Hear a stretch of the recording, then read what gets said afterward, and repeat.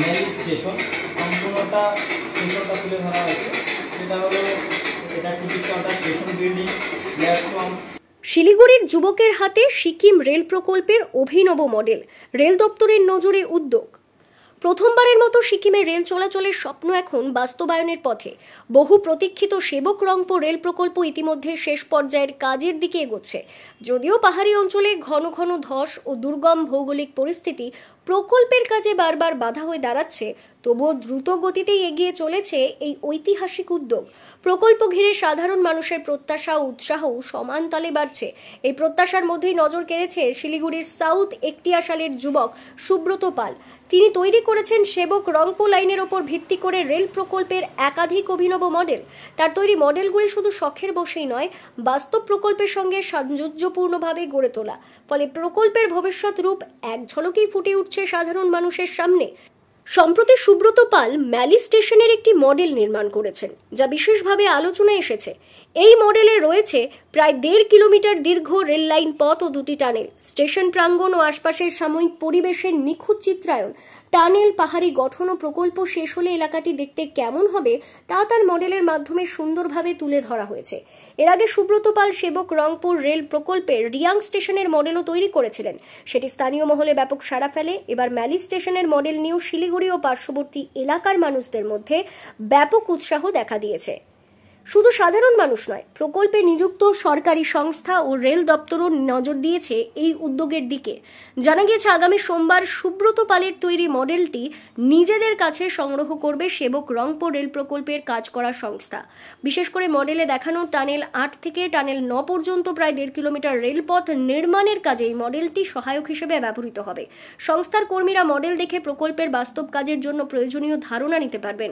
Rail সূত্রে জানা গেছে সেবক রংপো প্রকল্প সম্পূর্ণ হলে উত্তরবঙ্গ ও সিকিমের যাতায়াতের নতুন অধ্যায়ের সূচনা হবে।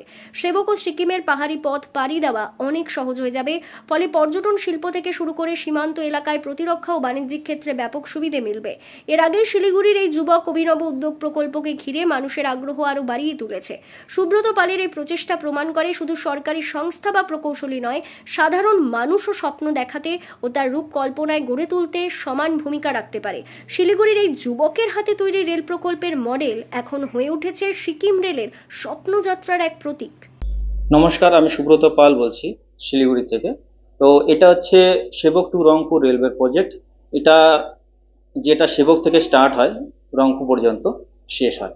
তো এটা 5টা স্টেশন পড়েছে, 17টা ব্রিজ, 14টা টানেল। তো এই মধ্যে হচ্ছে ম্যালি স্টেশন, এটা ম্যালি স্টেশনটা তৈরি করা হয়েছে। তো ম্যালি স্টেশনটার সম্পূর্ণ 3D প্রজেক্ট করা হয়েছে, সম্পূর্ণটা আমার নিজের হাতে। তো এটা হচ্ছে এক বঙ্গবাসীর জন্য একটা স্বপ্নের একটা প্রজেক্ট। সেটা সাকসেস হবে 27-28-এর মাঝামাঝিতেই এটা উদ্বোধন হবে। এটা ডেডলাইনটা ওটাই ফিক্সড করা হয়েছে। তো তার মধ্যে যদি কমপ্লিট হয়ে যায়, আমি আশা করি সবাই উপকৃত হবে এবং এটা দিকে সবাই অনেকেই আশা করে আছে যে আমরা এটা একটা স্বপ্নের একটা ট্রেনের জার্নি করে আমরা সিকিমে পৌঁছাবো। তো সিকিমবাসীর জন্য একটা বড় একটা স্বপ্ন রয়েছে যে এটা কবে প্রজেক্টটা কমপ্লিট হবে, তবে আমরা ঠিকমতো এটা জার্নি করতে পারবো। তো উত্তরবঙ্গবাসীর জন্য একটা বড় স্বপ্নের একটা প্রজেক্ট। তো আশা করি এটা সবার পক্ষে উপকৃত হবে, টুরিস্ট আরো বাড়বে। নেক্সট এখন যেমন ধস পড়ে বা এখন যেরকম রোড ক্লোজ হয়ে যায় ধস পড়লে, তখন যখন এটা কমপ্লিট হয়ে যাবে তখন কি হবে, রোডটা যদিও ধসে যায় তখন আমাদের যাতায়াতটা ঠিক চালু থাকবে, কারণ রেলওয়ে যে কাজটা হচ্ছে এখানে ধসের সেরকম কোনো একটা ব্যাপার আসবে না, এখানে যাতায়াতের কোনো একটা বাধা পড়বে না আর কি। তো এর জন্য এটা করা হচ্ছে, আমাদের রেলমন্ত্রী যেটা উদ্যোগ নিয়েছে সেটা খুবই ভালো। স্যার এটা হচ্ছে স্টেশনের মধ্যে, এটা হচ্ছে ম্যালি স্টেশন, 5টা স্টেশন। 5টা স্টেশনে তিস্তা বাজারটা কিছুটা আগেই গেলে এটা ম্যালি স্টেশনটা। তো এই ম্যালি স্টেশনটা 1.5 কিলোমিটার লং, মানে টানেল নাম্বার 8 থেকে 9 পর্যন্ত 1.5 কিলোমিটার।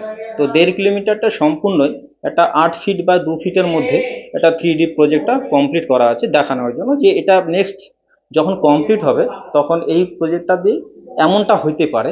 তো এটাকে এমন ভাবে তুলে ধরা হয়েছে। টানেল পড়বে হচ্ছে 14টা টানেল।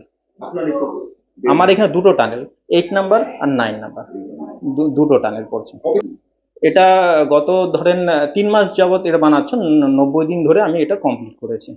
তো তো এটা হচ্ছে আমার ওই ইরকন কোম্পানি, যেটা ইরকন কোম্পানি আমাকে এই প্রজেক্টটা টেন্ডার দিয়েছে। তো আমি এটা তৈরি করেছি, এখন ওদের কাছে আমি কালকে এটা ডেলিভার করে দেবো। এর মধ্যে র মেটেরিয়াল ইউজ করা হয়েছে প্যারিস পেপার, ফর্ম এবং রেজিন ফাইবার এবং গ্লু। এটা আমাকে যে টেন্ডার দিয়েছে ওরা 7,08,000। তো এটাকে জিএসটি টিডিএস কেটে আমার যেটা থাকবে সেটা যথেষ্ট। এটার মধ্যে খরচা হয়েছে ওই ধরেন 50 থেকে 60 হাজার টাকার মতো। আর আমার সময়টা খুব লেগেছে এবং এটা খুবই পারিশ্রমিক, যেরকম আমি সকাল থেকে 12-13 ঘন্টা পর্যন্ত কাজ করেছি এর উপরে আমি। আগে আমি একটা তৈরি করা হয়েছিল যেটা হচ্ছে রিয়াং স্টেশন। ফার্স্ট আমি রিয়াং স্টেশনটা তৈরি করি, তো ওটা ওদের খুব ভালো লাগে। তখন ইঞ্জিনিয়াররা আবার আমাকে এই কাজটা আবার আমাকে দেয়, সেটা আমি এটা করে দেখাই আর কি। প্রথমে আমার এটা পেশা হিসাবে আমি ধরিনি, প্রথমে আমি এটাকে শখ হিসাবেই করতাম ছোটবেলার থেকে। এসব ধরনের জিনিস, ছোট ছোট জিনিস তৈরি করা, মিনিচার তৈরি করা আমার একটা হবি ছিল। এটা নিয়ে আমি থাকতাম বেশ।